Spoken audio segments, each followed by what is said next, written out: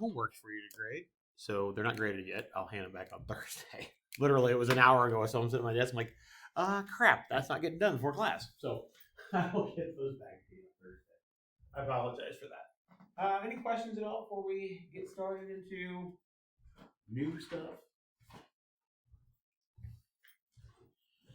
Answer key should be posted on Moodle. If you've got questions, of course, feel free to come see me about different things. I'm happy to go over exam stuff. There's still things that are confusing, not making sense, those kind of things. So just feel free to stop by. All right. So just as a little bit of a reminder, pardon me, we've talked about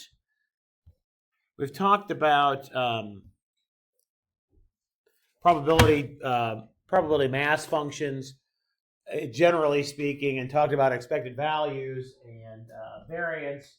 And we talked about moment generating function right before the exam. Wasn't on the exam, but we talked about those things.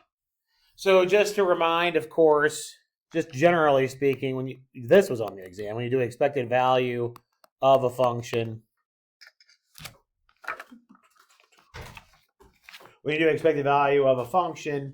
you write it as the sum over the space of the function times the probability assigned to that x value. That was on the exam, right? And calculating a mean, that is all sorts of wavy. Calculating a mean then is just expected value of x. By definition, our variance was expected value of x minus mu squared, the squares of the deviations of each x value from the mean of the distribution. Of course, our working formula for that was expected value of x squared minus expected value of x quantity squared. Right. We're going to collect these values for various distributions, and I'll remind one that was on the exam, and then we're going to do a new one today. We collect these values, but a way that we can do these relatively quickly if we know a particular function is using that moment generating function idea. And remember, our moment generating function was the expected value of e to the tx, where we use the e to the tx as our function of x, calculate the expected value, and get a function of t.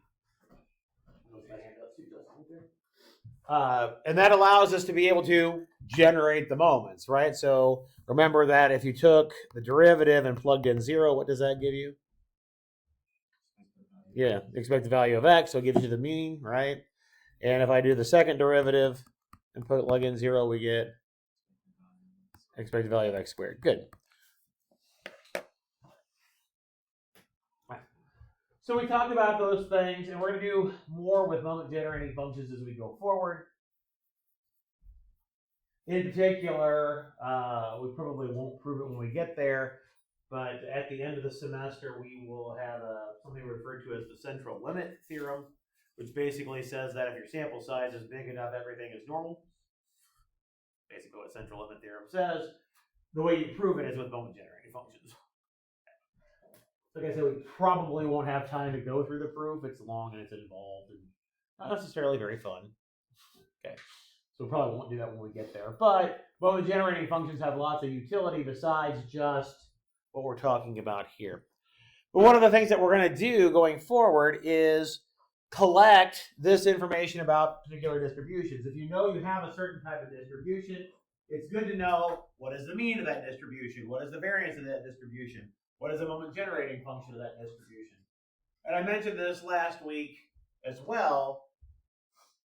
Obviously, if I have the distribution, I should be able to calculate the moment generating function. But it also works the other way around. If I have a moment generating function, then I know exactly what the distribution is.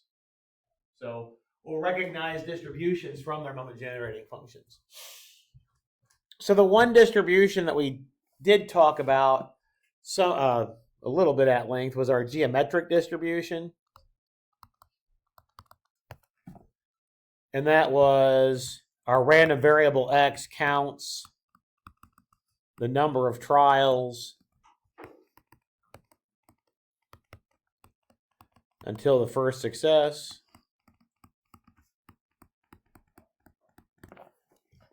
Now, there's a lot of things that are baked into that distribution.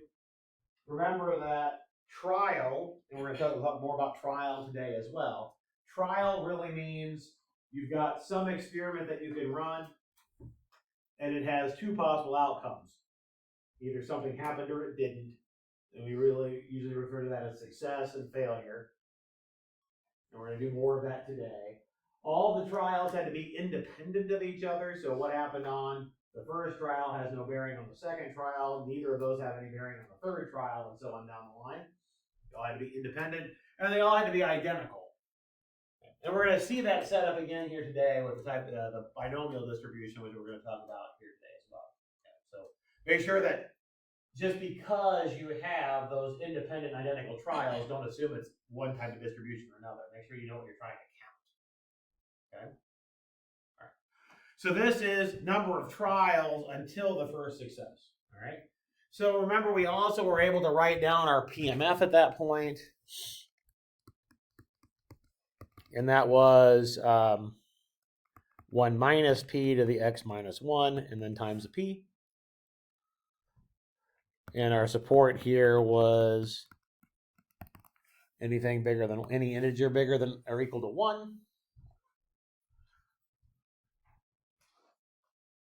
The reason for this PMF is that if we want the first success to be on the x trial, then I had to have failures in the first x minus 1 trials. Okay. And since they're all independent of each other, we can just multiply to get the PMF, the probability. What did we say the mean for this distribution is?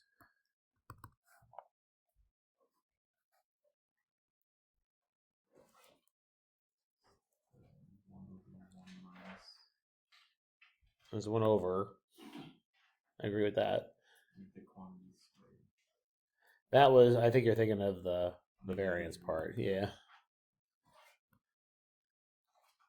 Well, think about it this way. If I roll a die, the probability of each side coming up is 1/6. How long do you think it would take you on average to see the first one rolled? Yeah, it's a 1 over 6, right? It's would be 6 in that case, right? The reciprocals of each other. So the mean is 1 over the probability of success. Our variance was that 1 minus p over p squared. Or sometimes that 1 minus p is called q, so you might write that as q over p squared.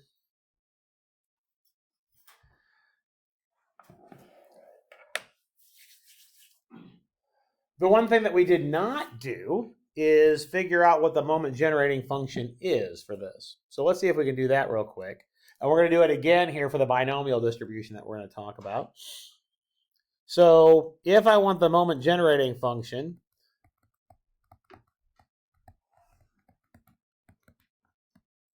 I need to sum up from 1 to infinity e to the tx times 1 minus p to the x minus 1 times a p.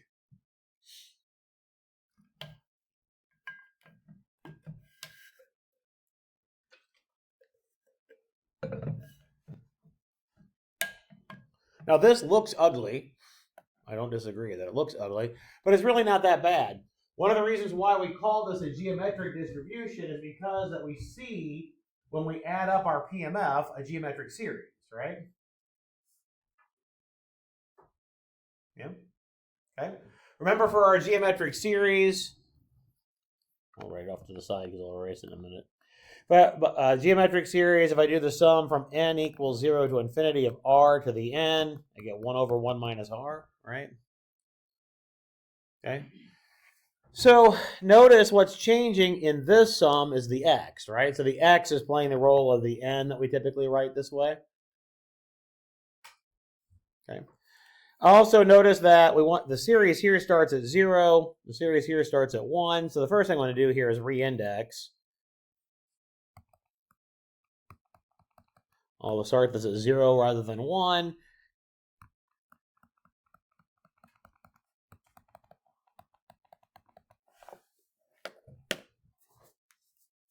If I do that, I need to add, if I'm going to re-index and subtract 1 for what I'm summing over, I'm going to need to add 1 to the x's there, correct?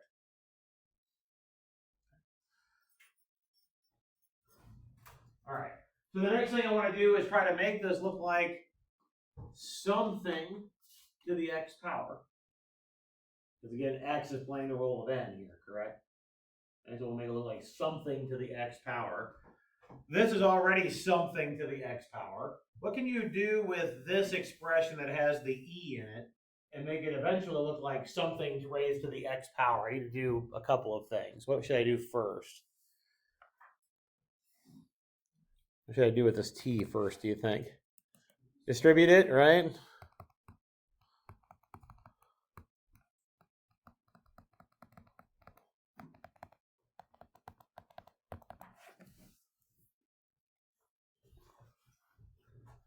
Now we have a sum in the exponent. How can I rewrite this if it's a sum in the exponent? Yeah, split it at the sum and make it a product, right? So I can do e to the tx times e to the t. Notice that e to the t won't have any x's in it. And the p doesn't have any x's in it. So I can just pull those out in front. I can factor them out, right? So at this point, we can rewrite this as, write it this way, p e to the t, sum from x equals 0 to infinity, of e to the tx, 1 minus p to the x.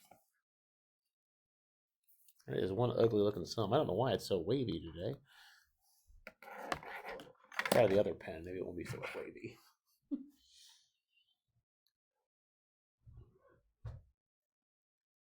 So far, so good? Okay. Again, I want to make this as a single thing raised to the x power, right? So I'm trying to use this formula still that's up on the screen. Gotta keep scrolling farther and farther up. How can I rewrite the inside of the sum so I see a single expression raised to the x power? What can you do?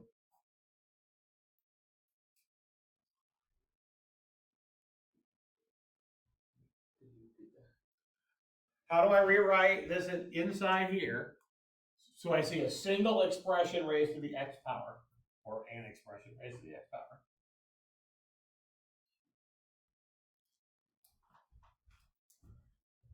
What would you do with the exponent if I had this? What could you do with the exponent if I had that? Yeah, put it in each term, right? It also works the other way, right? I can think about pulling it back out. Do you see the same exponent on each piece? I see an x, don't I? This is the same thing as e to the t raised to the x power, isn't it? So I can pull that exponent x out. And so this is p e to the t sum x equals 0 to infinity of e to the t times 1 minus p raised to the x power. Just pull the x out. This part right here now is the r, right? So now if we rewrite this, this is going to be p e to the t on top, this thing that's out in front, over 1 minus the r, right? So 1 minus e to the t times 1 minus p.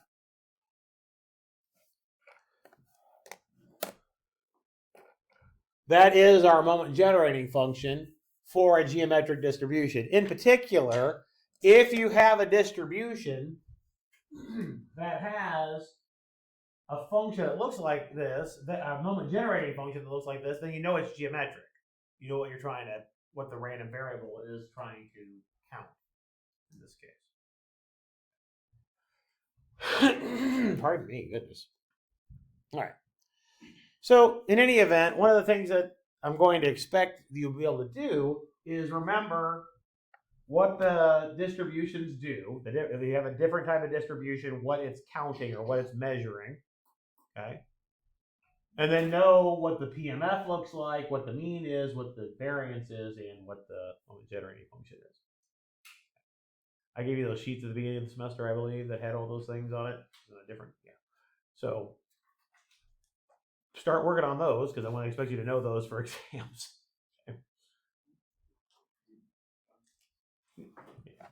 There's a sheet that I gave out right back at the beginning. It was a purple, yeah? Yep. Right. If you need me to reprint it again, I can. But yeah, all right. In any event, so right now we're doing the discrete ones. After the next exam, well, probably starting at the beginning of the next, before the next exam, we'll be doing some continuous ones as well. All right, so that's geometric. But this idea of being able to do independent and identical trials also pops up in the next type of distribution that we have, which is what's referred to as a Bernoulli distribution.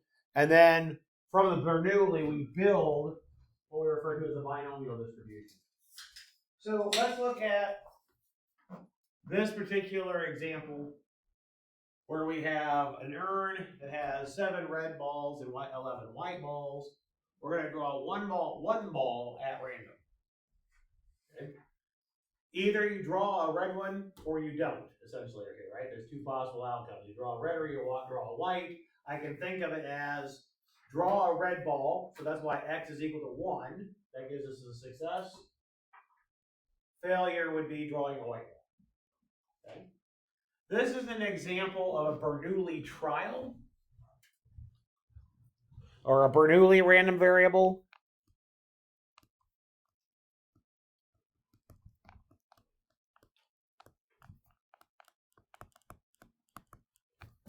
There's basically it's one trial, right? We're picking one ball out, okay? So the Bernoulli random variable, x equals 0 corresponds to failure. X equal to 1 corresponds to success.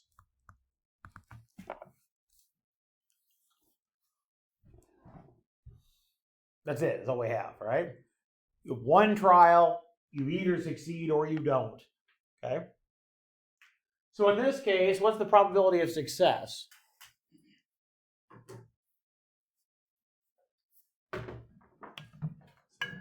Yeah, 7 out of 18, right? Probability of success is 7 out of 18. Probably the failure then is 11 out of 18, right? So one way to write your PMF would be as a piecewise defined function in this case. I could write it as 11 over 18 if x is equal to 0, and it's 7 over 18 if x is equal to 1. Generally speaking,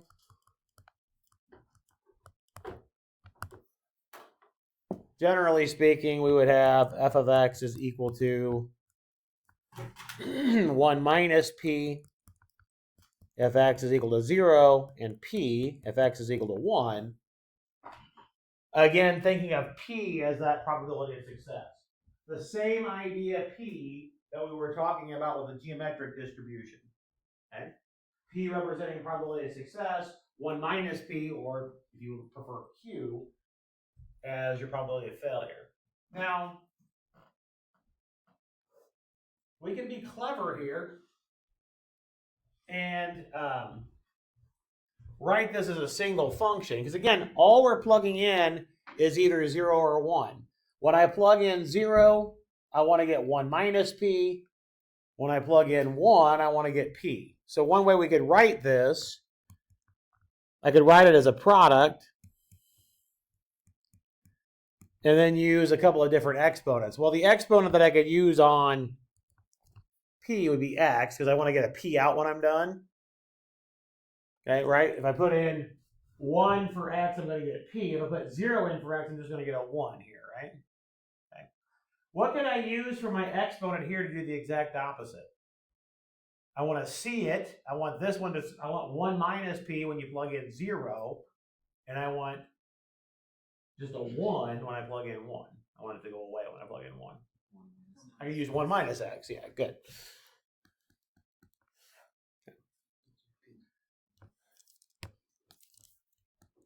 So I want the same answers as I would get here. Okay? So this part here, if I put in 0, that just makes that a 1, right? It goes away. And then I put in a 1, I get a p. Okay, I want this one to do the exact opposite. I want that to be a 1 when I plug in 1, and then a 1 minus p when I put in 0. So I want it to do the opposite. So I'm going to use the 1 minus x exponent there. And then again here our support would be just 0 and 1. Bless you. All right. So some things that we want to see here, again, as we're collecting things, let's see if we can collect its mean, collect its variance. Problem's asking for that anyway. But let's see if we can go ahead and get the moment generating function. The reason why I'm doing this now for this one is that hopefully we'll see some similarity when we get to the binomial here in a minute. Okay. The mean, let's just brute force it because it's not too bad. I want expected value of x. Well, if x is 0, I would do x times the PMF, right? Well, if x is 0, I don't have to worry about anything, do I? If x is 1, all we're going to get is p, isn't it? So the mean will be p.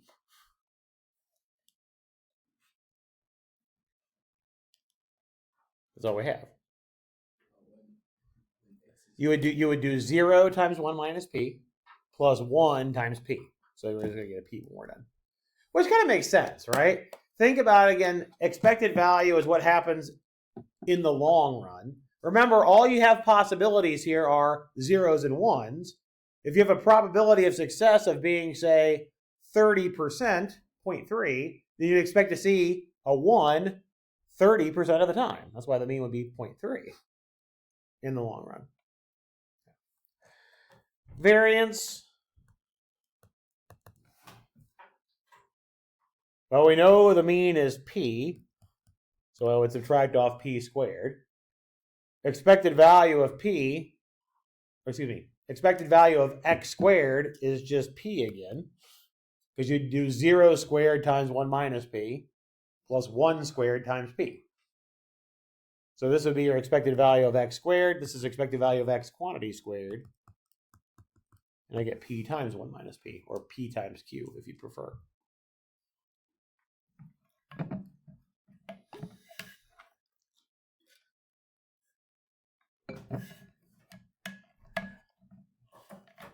Literally, you can just brute force it, right? All we're doing for expected value of x squared would be 0 squared times 1 minus p, which is just 0. 1 squared times p is just the p. So that's what that first part is. That's the expected value of x squared. And then I'm just doing the mean squared afterward. Yes?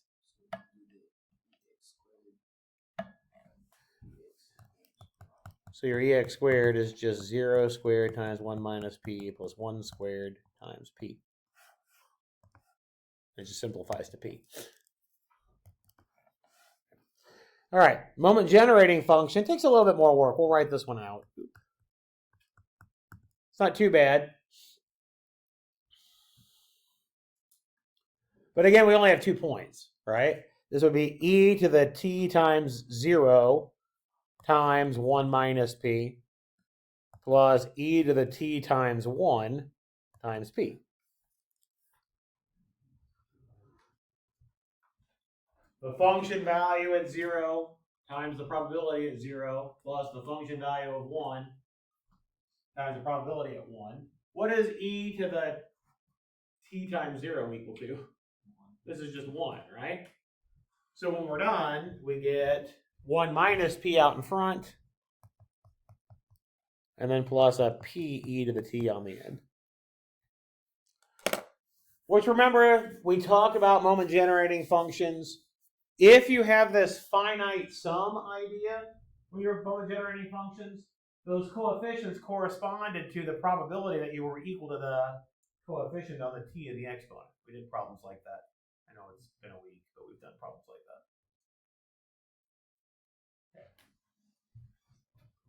that. Okay. All right. In any event, for this particular problem then, to answer this problem, what's your mean? Good, 7/18. What's your variance?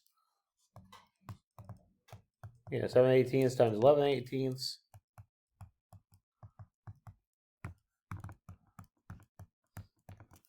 And if you wanted to write your moment generating function, what would it be? 11/18 plus 7/18 times u. Good. Yep, good.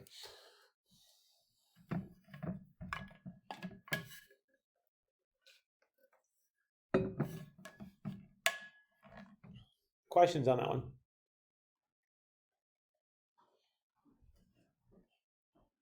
All right.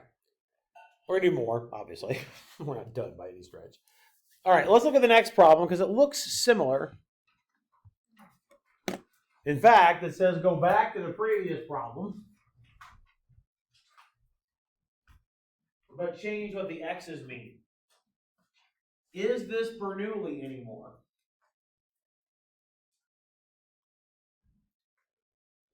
No. The reason why it's not is for one simple piece. Remember, Bernoulli says x equals 1 if it's a success, but what does the x have to equal if it's a failure? 0, all right? This part right here makes it not Bernoulli anymore. Okay?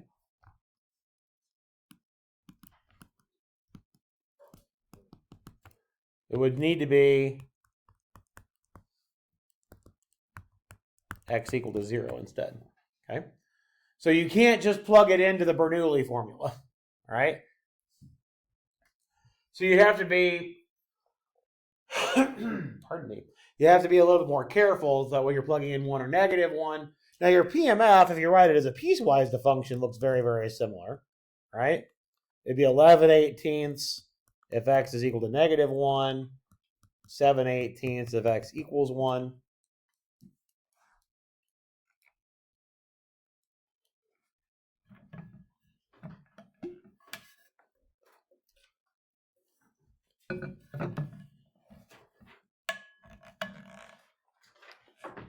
Yes.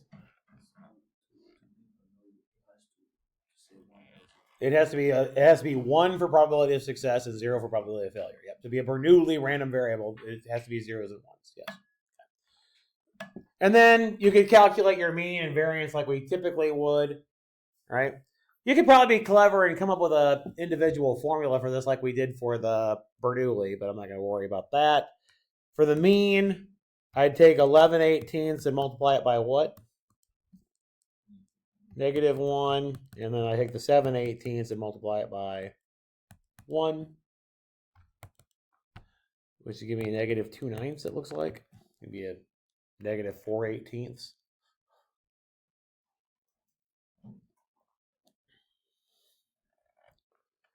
For the variance,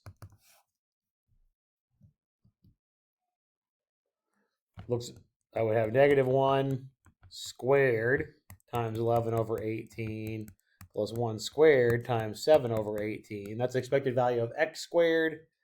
And then I need to subtract off the mean squared, right?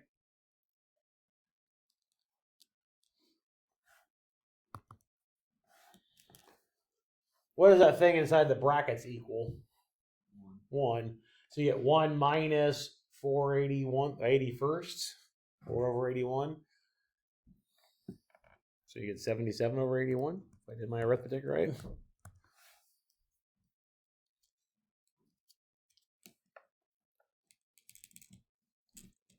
Notice that looks quite a bit like the other one, didn't it? Since it was 324 instead of 81, right, in the denominator. Previous example, wasn't it 77/321? Or 324, I mean? Because of p times q. Yeah, okay. That all right? Okay. The whole reason why this is on here is that I want you to recognize that just because you have 2 possible outcomes and that's it, doesn't necessarily mean it's a Bernoulli random variable, okay? It has to be x is 0 for failure, x is 1 for success, not negative 1. All right. By the way, you should be able to tell me what the moment generating function is without doing any work. Remember, again, your moment generating function should be, the coefficient should be the probability associated with x equaling the coefficient on the t in the exponent when you just have a discrete, a finite number of terms here, right? So what should that look like in this case?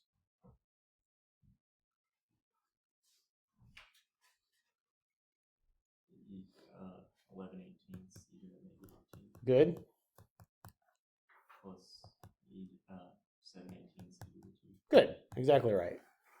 The coefficient in front should be the probability associated with the coefficient on the t in the exponent. Okay, 11/18 is the probability that x is equal to -1. 7/18 is the probability that x is equal to 1. And that works in your Bernoulli one too, doesn't it? What's kind of hidden here? E to the 0 t, right? Okay. All right. So again, when you've got a finite distribution, your moment generating function is going to be a finite number of terms that way. And then the coefficients will all correspond to the probabilities. Now, they may not be written expanded like this. We're going to see a moment generating function for our Bernoulli distribution in a minute, where it'll be written as something to a power. When I say Bernoulli, I meant binomial. But if you were to expand it out, you would see the coefficients. All right. Okay, so let's look at this. Yeah, Matt. How do you get the moment function of the first part of the base to the Again, the exponent the coefficient on your exponent always corresponds to the x value that you're plugging in. So that was for x equal to -1. Yeah. It would be the coefficient that's in front of the e would then be the probability that would be negative, that x is equal to -3. Yep, that's exactly right. Yep. All right. So let's look at this one. This next one, pretty short. We'll have to make some assumptions to be able to do the probability. So we've got a boiler with 4 relief valves. The probability that each one opens properly is 0.99. All right. So let's suppose that whether or not one of the relief valves open is independent of whether or not any of the other relief valves open. Okay. So then we've got basically independent trials, right? Relief valve 1 opens, doesn't matter what 2 through 4 do. Relief valve 2 opens, doesn't matter what 1, 3, or 4 does, and so on down the line. Independent. Okay. It also tells you that the probability that each one opens is 0.99. So not only they are independent, they all have the same probability, so they're identical probabilities, right? So this is the idea of what we mean by independent and identical trials. Okay? So let me write this off to the side. Independent and identical trials. I think I've mentioned this before. Okay? So what do we want for independent identical trials? One is that, of course, each trial has only 2 outcomes.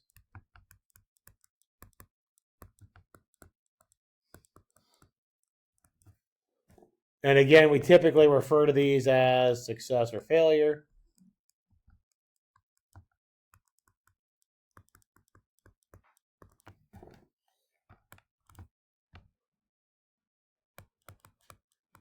Each trial has exactly the same probability of success.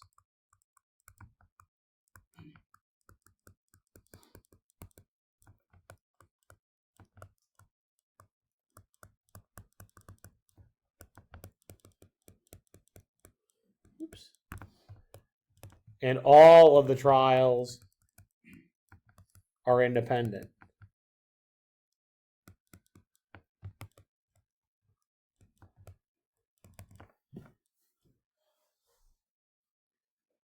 Okay. So this is what we mean by independent and identical trials. And in particular, the trial means that you've got 2 possible outcomes. That's the trial part, either success or failure. Identical is same probability. Independent, of course, is independent. Okay, so those are the 3 different pieces of the definition there.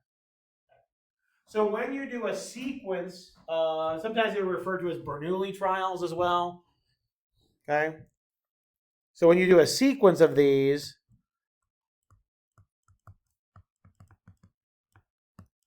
so a sequence of these trials is called a binomial experiment.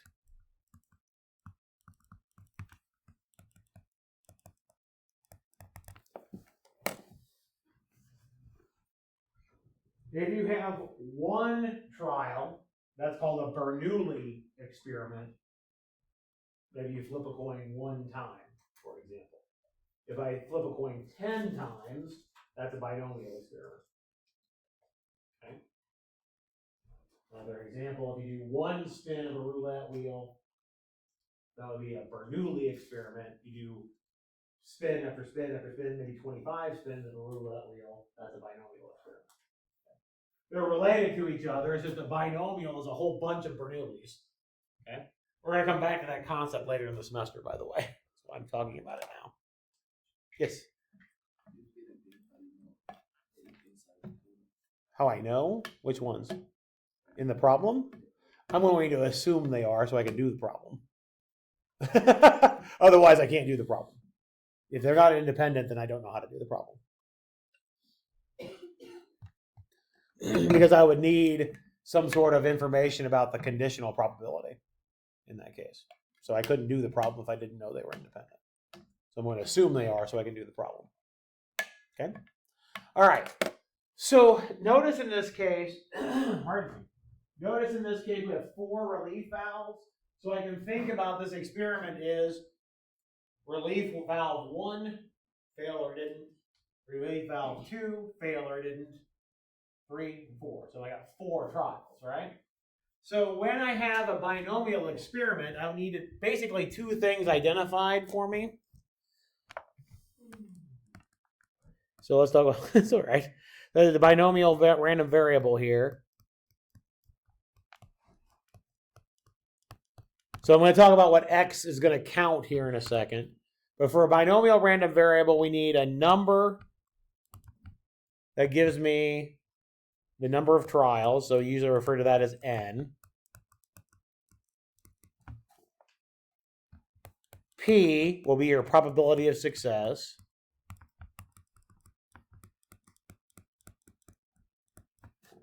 And then x will count the number of successes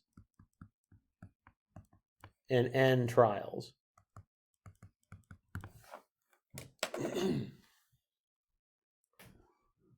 The notation, a lot of times you'll see, is you'll say that x is little b of n comma p. So if you see that notation, that's telling you you have a binomial random variable. It's telling you how many trials and the probability of success. Okay. All right. So let's see if we can calculate a PMF here and then use the PMF, the general PMF, to calculate these probabilities for us. Okay. See if we can do it that way. All right.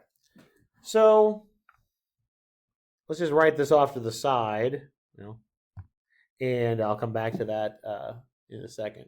All right, so let's do with just numbers and then see if we can come back to a general idea. Let's say your n is 10,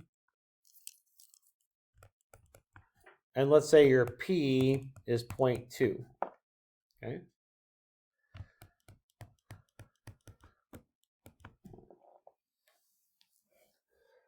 How could you get 0 successes in 10 trials? Well, if you had 0 successes, that would mean you had how many failures?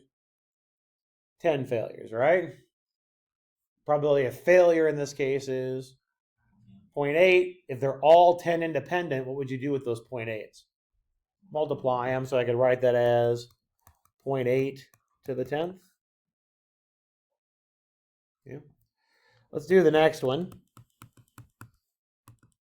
Let's say you had exactly 1 success in 10 trials. Well, one way to get exactly 1 success would mean you had 9 failures in a row and then got a success on the 10th one, right? How would you write that?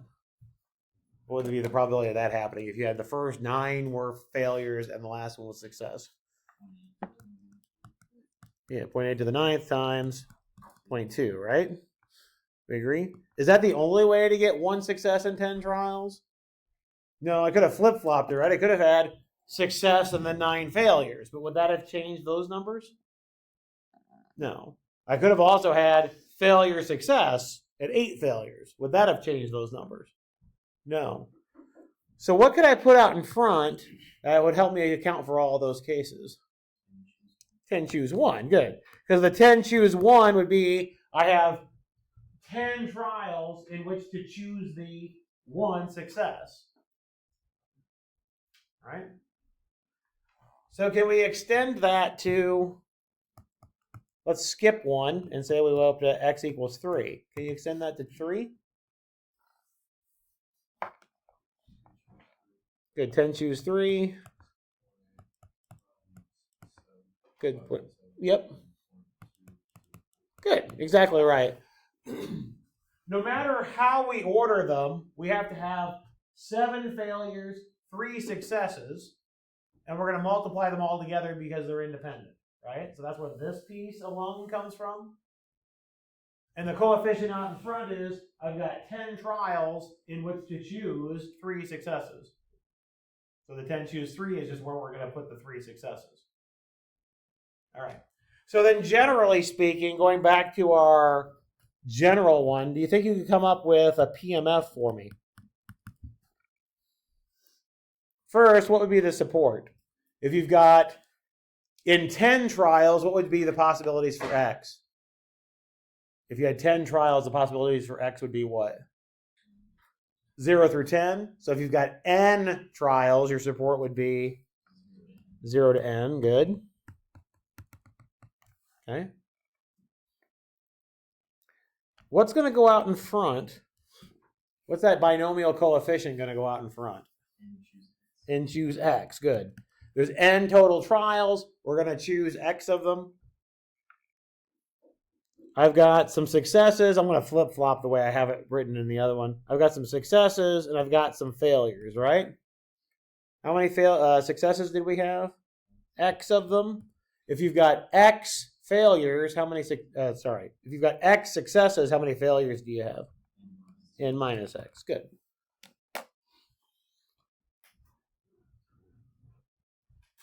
Notice this looks a little bit more complicated than your Bernoulli. However, it fits the same formula, doesn't it? If your N is 1, then your support would be 0, 1. The only possibility is if you've got 1 choose 0 is 1 and 1 choose 1 is 1, so that just goes away. And then your N would be 1 here. That's the exact same format. So this would be our PMF for, pardon me, our PMF for a binomial random variable. Okay. We should check that we make sure that we really do have a PMF here, right? If I want to check that I have a PMF, I would need to make sure that I have no negative possibilities, which I don't, right? 1 minus P is going to be, well, no bigger than 1, or no less than 0, no bigger than 1, same thing with P. But I should also make sure that it adds up to 1, right? Okay. Now let's see why it adds up to 1. This may or may not be something you remember from discrete. If you look at how this expands, I'm just going to write it down. We're not going to prove it. I can prove it, but I'm not going to. All right. So if I want to know how this binomial expands,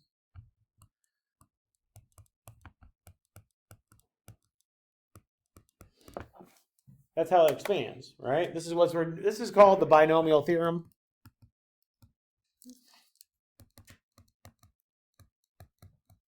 If you've seen Pascal's triangle, they also give you these coefficients. They give you these coefficients here.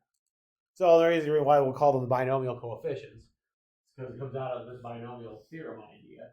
It kind of makes sense, though, if you think about it, why this would work. If you want, say you had x plus y to the 5th, and you wanted the x squared y cubed term, then I would have 5 factors to choose from, and I'm going to choose 2 of the factors to give me the x squared.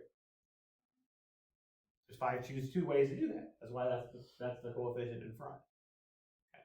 So it makes sense if you think about what's going on with the expansion. All right, so let's go back over to my idea here that I want to show this is a PMF.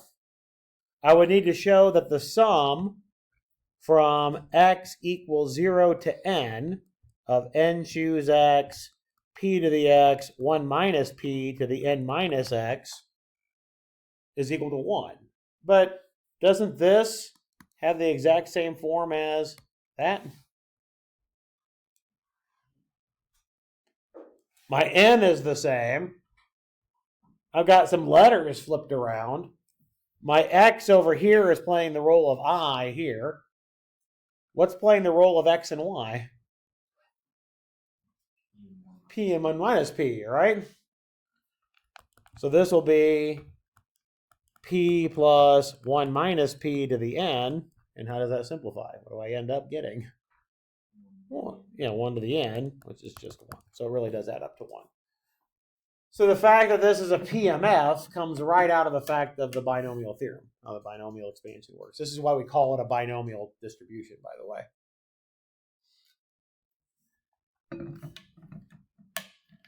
That okay? All right.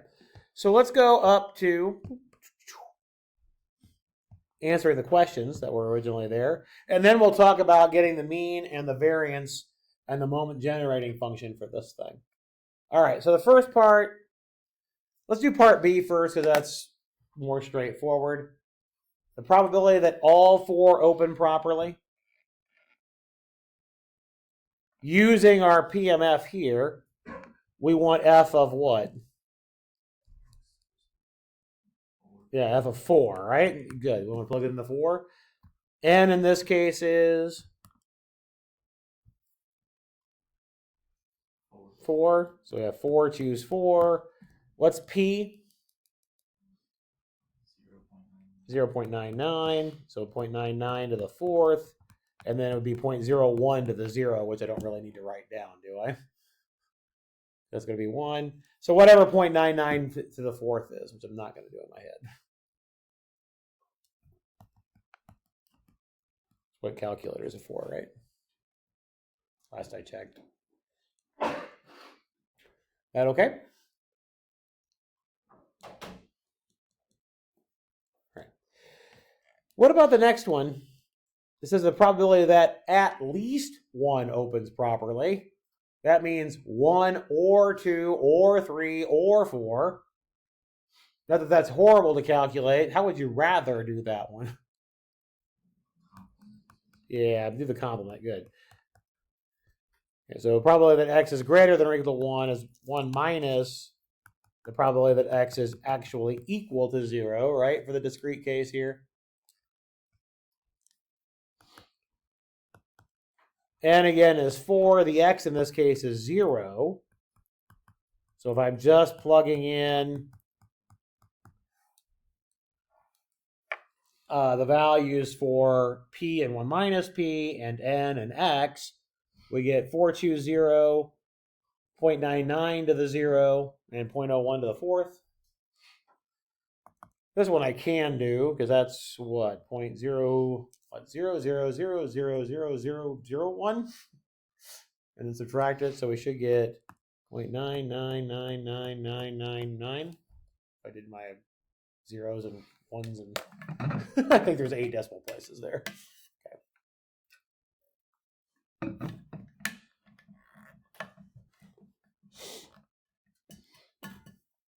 That one okay? We'll do some more problems like these, but let's see if we can collect our mean, variance, moment generating function. And I'm actually going to do the moment generating function first, and then calculate the mean and variance off of that. Okay? Because remember, we talked about how we can get the mean and the variance by doing the derivatives of your moment generating function and then plugging in 0. Right? So let's do that. Do this off to the side again. So moment generating function, again, definition is expected value of e to the tx. For our purposes, that's not to infinity. That'll be x equals 0 up to n e to the tx times n choose x, p to the x, 1 minus p to the n minus x. In some respects, at least in my opinion. This is even easier than what we did for geometric.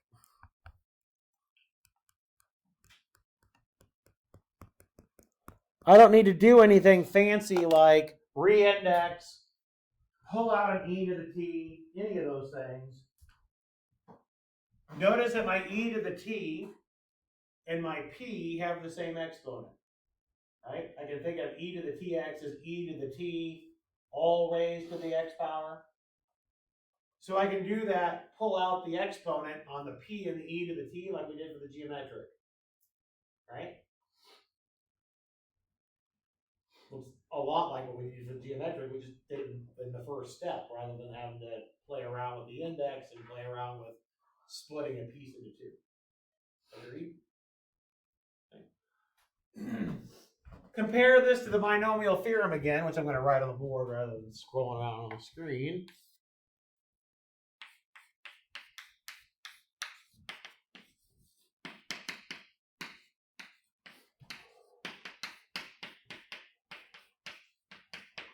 There's your binomial theorem.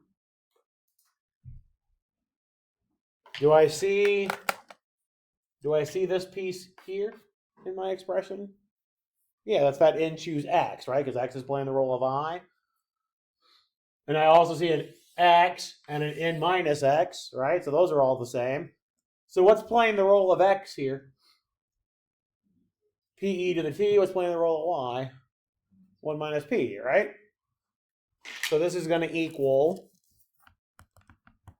Pe to the t plus 1 minus p to the n minus x. Or not n minus x, just to the n, sorry. And I'm going to write it the other way around. Usually you'll see it written the other way around.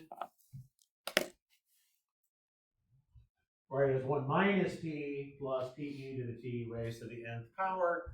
If you ignore the nth power,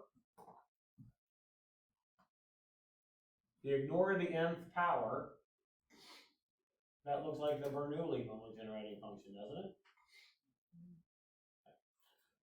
Like I said, we're going to come back to the idea of the connection between those two later on. But keep in mind that basically if you multiply your moment generating function of your Bernoulli over and over and over again, you get the moment generating function for the binomial. All right, so again, remember that we can take the derivative of our moment generating function, plug in 0, that gives us the mean. Take the second derivative, plug in 0, then it gives us the expected value of x squared, right? Yes? Oh, I didn't mean to. It should be an n. Yeah, it should be an n. It should not be infinity. Definitely should be an n. This is a finite distribution. Thank you for catching that. I didn't mean to write infinity there. All right. Rather than taking the first and second derivative of this function, there is also a shortcut in some cases. There's a shortcut that you can do to help you out with calculating the mean and the variance when you have the moment generating function. And that shortcut is to take the natural log of the moment generating function and see what happens. Okay? Sometimes it helps, sometimes it doesn't. I just want to show it to you because we'll use it a couple of times later. Okay? You don't have to do this, but I'm going to show it to you so we can use it later.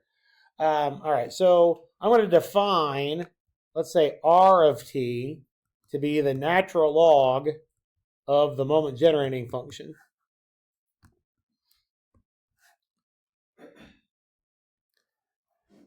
What would be the first derivative then?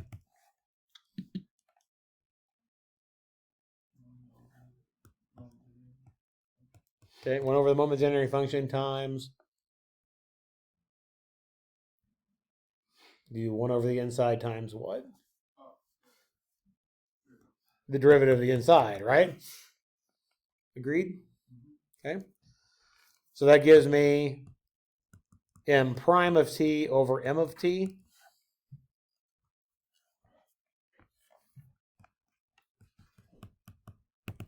Let's do second derivative. Have to use a quotient rule, right? Quotient rule says what?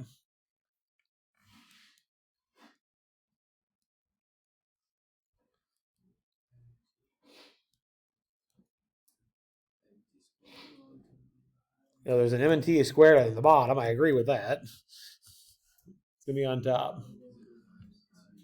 Yeah, derivative of the top times the bottom minus derivative of the bottom times the top. And notice they're the same. So I'm just write it as squared there. Agreed? Okay. All right. Pardon me. What happens if I plug in 0? Well, in particular, what happens if I plug in 0 into the first derivative and the second derivative?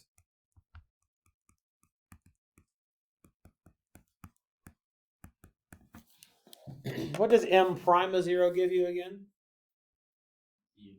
Yeah, the expected value of x. It gives you the mean, right? What is the moment generating function evaluated at 0? Let me go back up to the definition.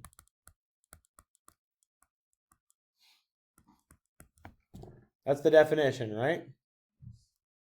If I put in 0 just for t, what am I calculating the expected value of? 1. And what's the expected value of 1? 1. Yeah, so I get 1. So what does this turn out to be? What's m prime of 0 over m of 0 equal to? This is 1. What's this equal to? You have, in general, what's that equal to? The mean, right? So notice that if I take the derivative of, if I plug in 0 into the derivative of this natural log of the moment generating function, or the moment generating function, I get the mean, right? So that doesn't seem to help me out much, correct? Okay. But what happens if you put in 0 into the second derivative? I get m double prime of 0, m of 0 minus m prime of 0 squared over m of 0 squared. What did we just say m of 0 was equal to? That's 1, right? So this is 1, this is 1, right? M prime of 0 is equal to the mean, right? M double prime of 0 is expected value of x squared, isn't it? What is that better known as? The variance. So if you can take the natural log of your moment generating function, which typically you can, but if you take your natural log of your moment generating function, do your first and second derivative, and plug in 0, you get the mean and the variance automatically. Okay? So let's see if we can apply it to the moment generating function we just found. Okay? So our moment generating function we just found was 1 minus p plus pe to the t to the nth power. I don't know why they call it an r, but we're going to call it an r anyway. If I take my natural log, what can I do with the n? Roll it down. Good. Oops, forgot my natural log, though.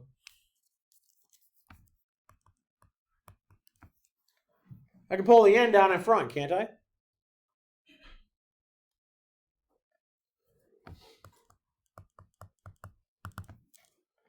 We're differentiating with respect to t. What is the derivative? Will be n times something.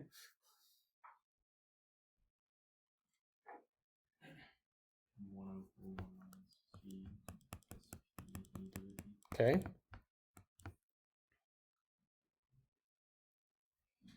And then times another pe to the t, right? Because we're going to take the derivative of the inside. So we get n pe to the t over 1 minus p plus pe to the t. What do you get when you plug in 0?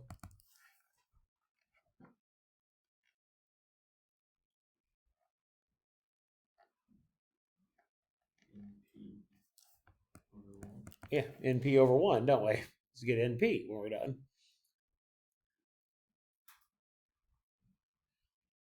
Think about it this way. If you get a success 30% of the time, how many successes would you expect to see in 10 trials? 3. That's what that says, right? If you get a success this percent of the time, you would expect to see the number of trials times that percentage number of successes. That's what that says. That makes sense? Okay. For the variance, we need to take the second derivative. I'm going to have to use a quotient rule. Derivative of the top is just NPE to the T times the bottom minus the top times the derivative of the bottom. Just to save time, I'm writing them down. All over the bottom squared.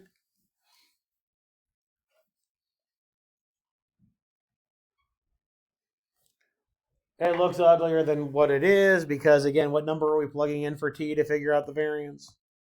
0. The 1 minus P plus PE to the T, when I plug 0 in for T, I get what for that whole expression? 1. So that's a 1. That's a 1 on bottom, right? E to the T is 1. That's a 1. That's a 1, right? So all we end up with is NP minus NP squared. Yes? It's 1 minus P plus P. E to the T is 1. I get 1 minus P plus P. The P's will cancel. We can factor out an NP, and we're left with 1 minus P. Or NPQ, if you will. All right, so we've collected the mean, we've collected the variance, we've collected the moment generating function. Important pieces of information for any of the distributions that we have. Questions on that one at all?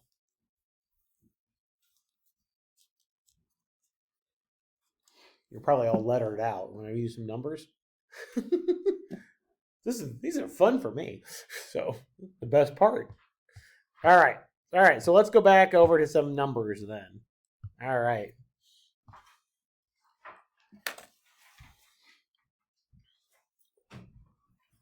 We got some boxes and a box. I'm sorry. A box, not boxes. A box with some balls. We're going to select 5 with replacement. So that's 2 important pieces of information. This is telling us we are doing a number of trials, right? Selecting 5 balls. What word is telling me that they're going to be independent? Yeah, the with replacement, this part, right? The fact that it's with replacement is that they're going to be independent and identical, right? You're going to draw a ball, you're going to record what it is, you're going to throw it back in, you're going to draw another ball, record what it is, and throw it back in. So they're independent and identical. The probability that fewer than 2 are red. So what do you think we're going to use as success here? What's going to define success? 3 over 10. Say it again. 3 over 10. So that's the probability. So you're using what as success? You're right. Just what's the event that defines a red draw. Yeah, a red draw. Good. Yeah, drawing red is success here, right? Remember, when we're trying to apply a distribution to a problem, we want to make sure that we are understanding what is being done, right? Remember, I'm suspecting that this is asking me to do a binomial, right? I've got a number of trials. I've got independent trials that are all the same. I'm counting the number of something that happened in those trials, right? In particular, for binomial, I need to count number of successes, so I better know what I mean by success, right? So in this case, if I'm counting number of reds, I'm saying that red is success. And then like Austin said, the probability of success in this case is what? 3/10. All right, so just to write that down, success is drawing a red ball. Our random variable, if I denote it with x, is binomial 5 and 0.3. Because remember, that was our notation, right? The little b stood for binomial. The first number is number of trials. The second number is your probability of success. Just trying to use the notation to make sure if you see it again, you know what it means. Okay. We want fewer than 2. This is an actuarial exam practice problem. And one of the things that they love to do on actuarial exams is making sure you understand vocabulary, which is annoying as all get out. Does fewer mean that we include the 2? No. So in this case, we want the probability that x is less than or equal to 1. I hate it. So stupid. You have to read them so silly. The whole point, in my mind, the whole point is, do you understand the techniques? Not do you know that fewer means that you don't include the number you're talking about. Okay. It's just annoying. Anyway. So not a lot of ways to do this fast unless you have your calculator. So I just have to brute force it, right? This means that x is 0 or x is 1.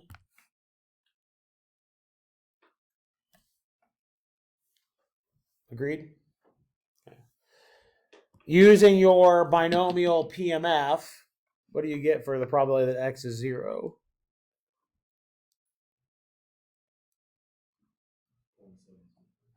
0.7 to the 5th. Good.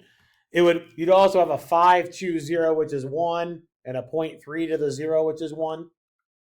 Okay. Yes.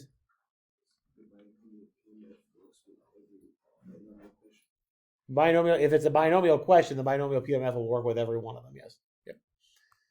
For 1, what do you have?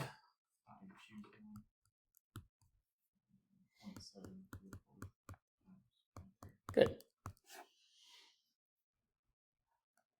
Whatever that turns out to be.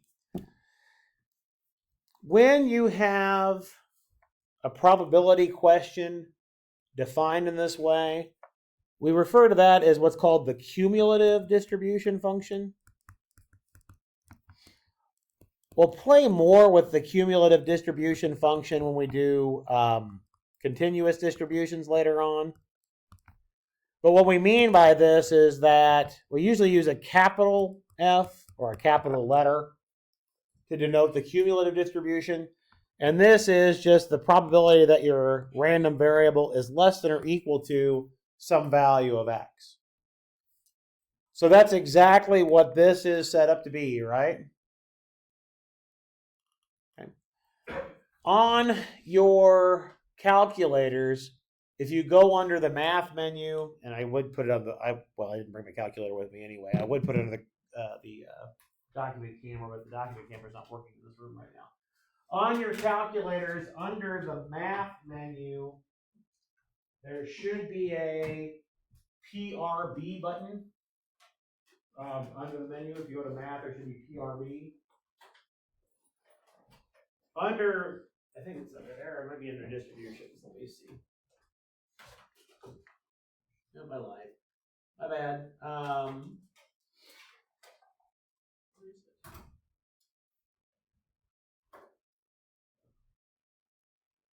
Who's our stat? No, what is stats? Where is it? Oh, it's probability. Isn't it there? It's 3. Which one are you looking at? Click math. Yeah, I'm looking for the specific function, which I'm not remembering where it is. Sorry. Yeah, that's what I'm looking for. Oh, it's there. It's in your distributions. There it is. Yeah. So it's above the variables button. So above your VARs button, the VARs button, there should be a DISTR. You don't have an 84, so I don't think it's on that one. Sorry. And then under there, you should find binomial PDF and a binomial CDF. Okay. The PDF is, again, your X is equal to the value. The CDF is less than or equal to a value. Okay. Go under V, so you see the button that says VARS, VARS? Yeah, okay. So hit second that, because you want the distribution menu, the DISTR button. And then you should, under there, you should see binomial CDF and binomial PDF on there. The CDF is the cumulative distribution like this. The PDF is, again, equal to a specific value. And I believe your 84 has come up with a nice menu to type in the different things, right? Type in the N, type in the P. Yep. Yep, CDF and PDF. Yep. So in this case, if you wanted to do the CDF for 1, you can type that in and it should spit the answer out.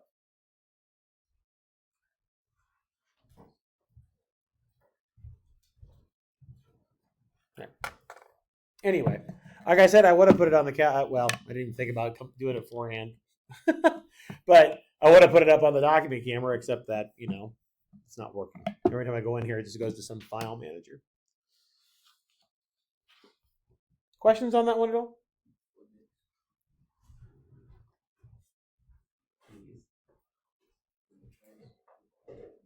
P is 0.3. That's your probability of success. And then the X value would be 1. It is less than or equal to 1. And then just hit paste and then hit enter again. Do it one more time. There you go. And if you type in these numbers here, you should get the same answer. But we have it there. Is that okay? All right. Let's look at this last one here, since we got like 4 minutes according to my watch.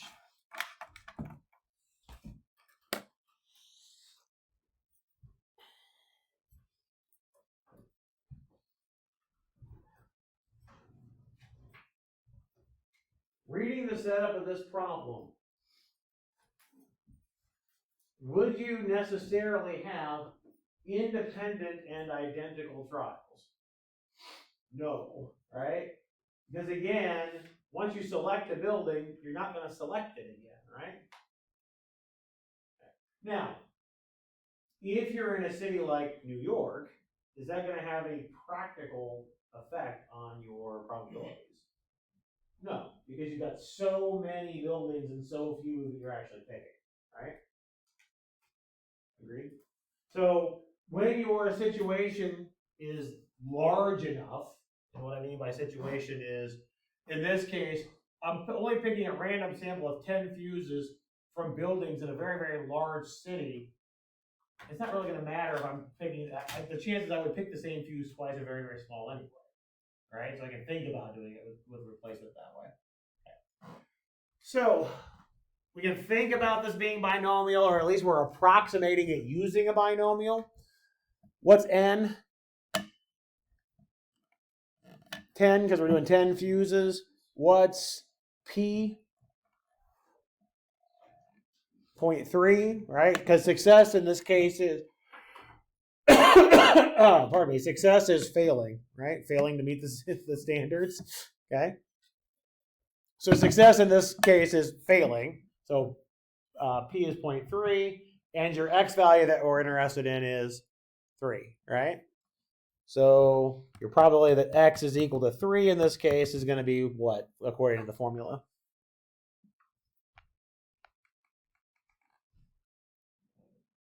Choose 3.7.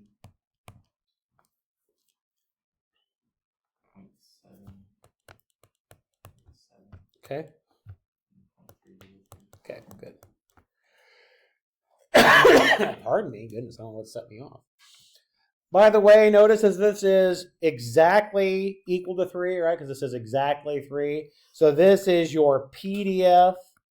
So you could use the binomial PDF function on your calculator and get the number as well. So again, PDF gives you X equal to a specific number. CDF gives you up to a certain number. Okay?